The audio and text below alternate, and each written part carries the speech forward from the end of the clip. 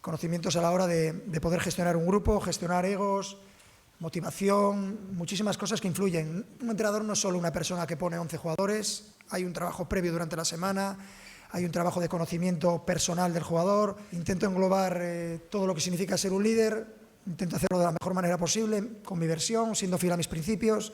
Mano dura, no sé lo que entendéis vosotros por mano dura. Siempre positivo, yo siempre positivo, no os preocupéis. No creo que necesiten mano dura, creo que necesitan mucha comunicación, creo que necesitan, no es que lo necesiten, la necesito yo, la necesitamos todos.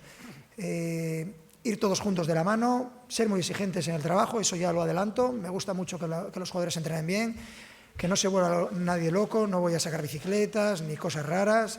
Hablo con balón, trabajo de fútbol, pues al ataque, jugaremos al ataque, como se ha identificado al Barça últimamente. El fútbol que es atractivo, fútbol que ha enganchado a millones de personas en el mundo.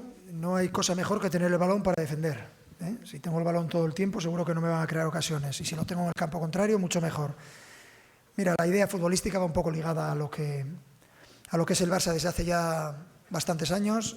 Por supuesto, perfeccionándola, por supuesto, evolucionándola. El socio culé está acostumbrado a ver un fútbol, repito, casi de otra galaxia, a lo largo de estos años anteriores. La exigencia es máxima.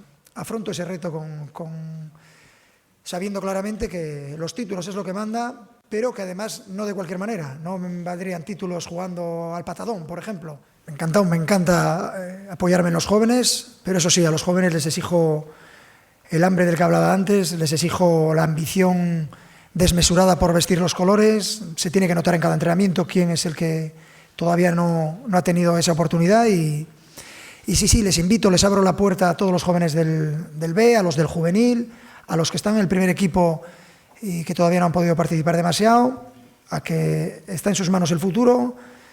Yo estoy encantado de dar oportunidad a jugadores jóvenes, me encanta, además entiendo que es bonito, pero tienen que hacer muchos méritos, se lo tienen que ganar y este año tendrá una intensidad buena en los entrenamientos, seguro, no tengo ninguna duda. Primero porque el jugador es egoísta y debe serlo, necesita entrenar bien para poder competir. Los entrenamientos sí a puerta cerrada, seguro, siempre.